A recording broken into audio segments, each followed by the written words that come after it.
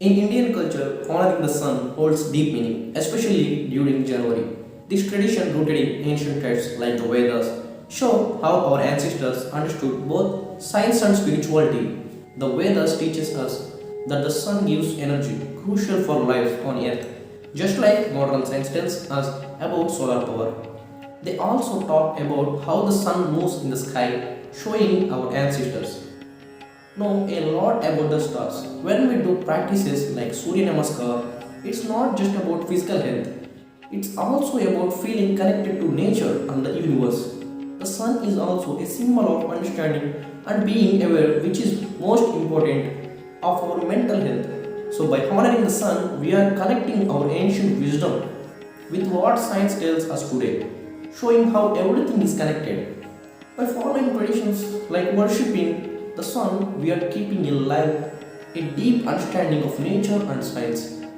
These practices remind us of our connection to the world around us and how everything is linked. The sun provides us with energy and we do things like Surya Namaskar.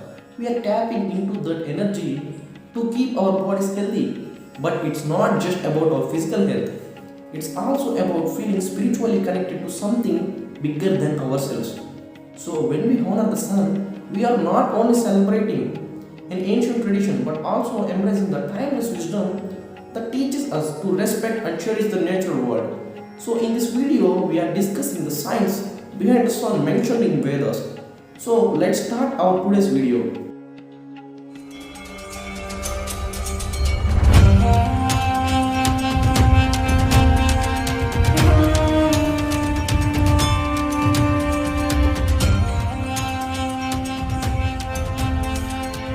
The Vedas are ancient books full of wisdom. They don't just talk about spirituality but also share something interesting ideas about how nature works. One topic they cover is the sun. They have verses that gives us clues about what people long ago understood about the sun and its role in the world. The verses show that even thousands of years ago, people were curious about the science behind things like the sun's energy, how it helps life, and how it moves in the sky. In this discussion, we take a closer look at some of the verses to see what they can teach us about the science of the sun behind the Vedas.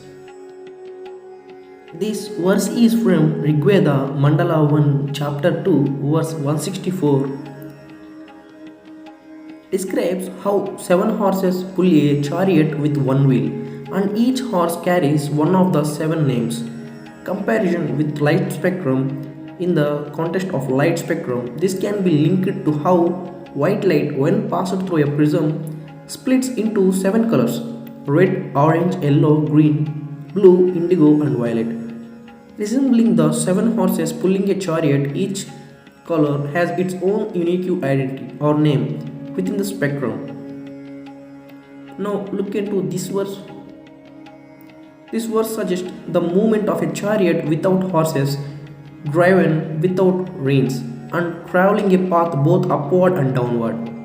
Comparison with light spectrum. In terms of light spectrum, this can be understood as describing the phenomena disappeared by a prism forms a spectrum without the need of external forces like horses or reins.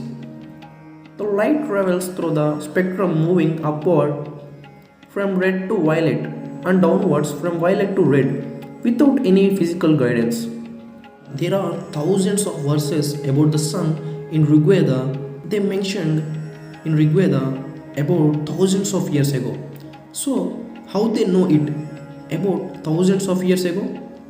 If you know, comment below.